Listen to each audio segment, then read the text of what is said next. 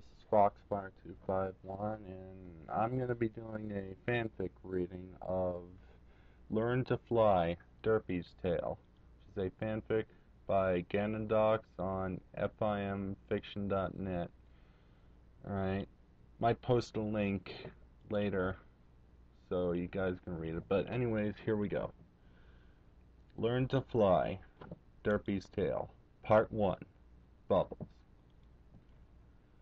A story that I wrote when I was just a filly, called Bubbles, has been leaked to the public.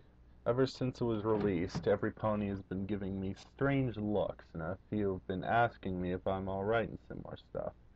I'm quite alright right now, thank you very much, but that was a long time ago. I've changed quite a bit since then, and I feel that now I am obligated to give the whole story behind Bubbles, the story of my life. So here it is, starting off from the end of that dreaded narrative. There I was, in the ever-free forest, making bubbles, blissfully unaware of what was going on around, unaware of how my mother had left.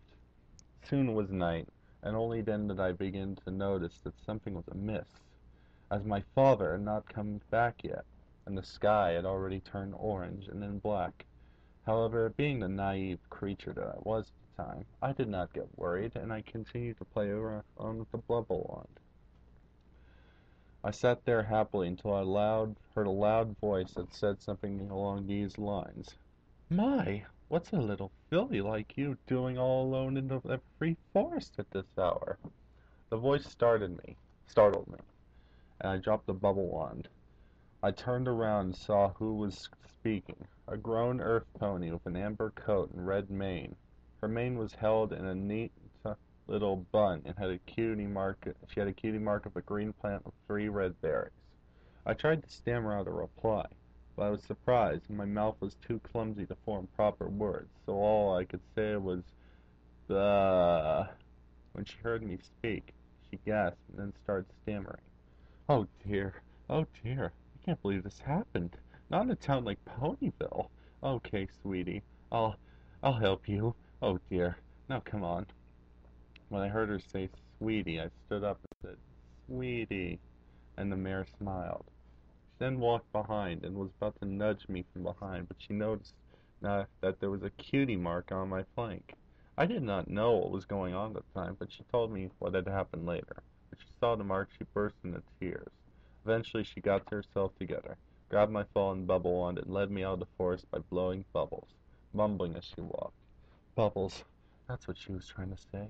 Her talent is bubbles, and now she's all alone, abandoned on the day she got her cutie mark. How could anyone do such a thing to such a sweet little creature? Poor thing. Eventually we made it to a little cottage with a green roof next to a river, and she led me inside. After I went inside, the mare stopped and looked back at me. "Sweetie, can you tell me your name?" I thought for a second before I spoke. My name was one of the few things I could say properly. I nodded my head. "So then what is it?" "Derpy." "Derpy? What kind of a name is that? Would you mind if I called you Ditsy instead?" I nodded my head, as my father had once called me Sweetie as well as Derpy, so I figured it would be okay for me to be referred to by another name. The mare then got me some oats to eat, led me to a bed, and told me to sleep in it. It was not my home, but since I was tired and hungry, I couldn't resist the food and the warm bed.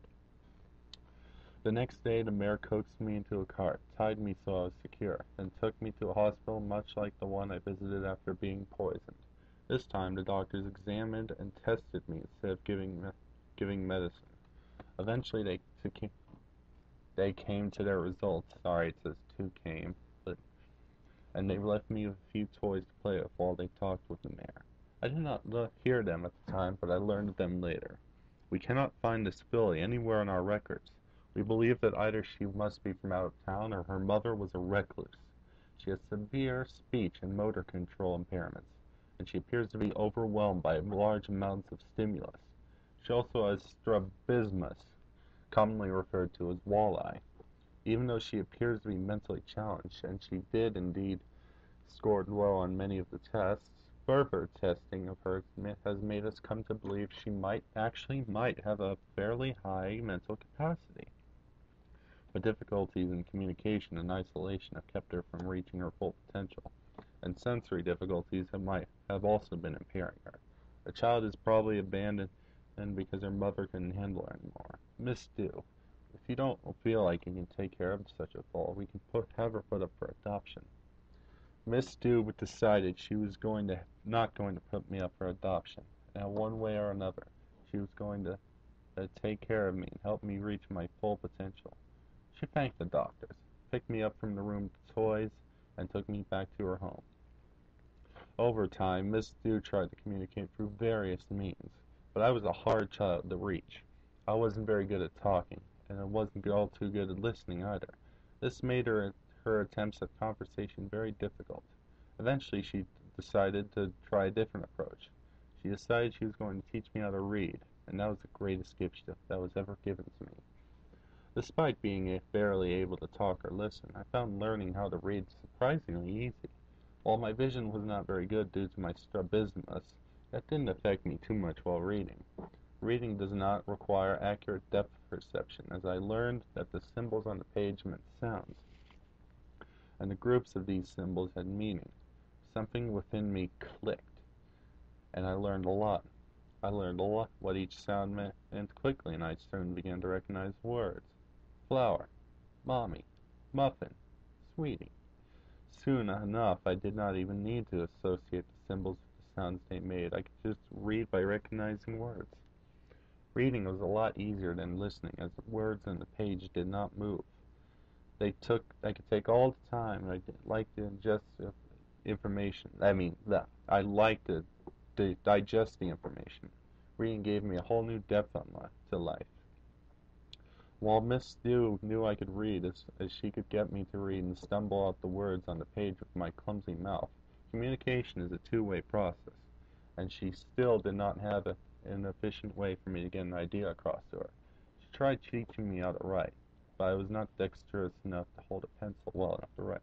Miss Dew was getting frustrated, but she was not out of ideas. She decided to take a block and cover it with the symbols in such a way that I could point out one symbol at a time. We now had this very slow way to communicate, where I could point out a symbol and she could write it down, but I still like this better than talking. One problem with this is that I could only communicate when I got Miss Dew to write down what I was trying to say while I tapped away at the block, and wasn't the fastest means of communication. We managed to get around this by using gestures for common phrases, and secondary blocks of symbols for common words was made. Still, I eventually needed to learn to talk effectively, but that would have to wait. One day, Miss Dew asked me to tell her what happened to me before she found me. She got me my block, and painstakingly I pattered out a sequence of letters while she recorded them. Now my memory is incredible, but I really did not know how to describe most of the details. Back then, even my writing was worse than my talking now. As I recalled the memories so I could convey them to Miss Dew, who I lived them in my mind, and wrote as if they were happening then. Somehow I managed to produce a somewhat lengthy block of words, which is now known as bubbles. Yes, that is where bubbles came from. After Miss Dew finished transcribing, she read it over, tears flowing from her eyes. Finally she spoke. "Come, Ditzy, let's go make muffins." I followed her to the kitchen, which is really just part of the living room, and we made blue-purple muffins together, just as I did with my mother before she abandoned me. This time I didn't make any messes, and the muffins were delicious and very purple. That was the story behind Bubbles. However, my story is far from over. This is only the beginning. I still needed to learn to cook on my own, to learn to talk effectively, and most of all, to learn to fly.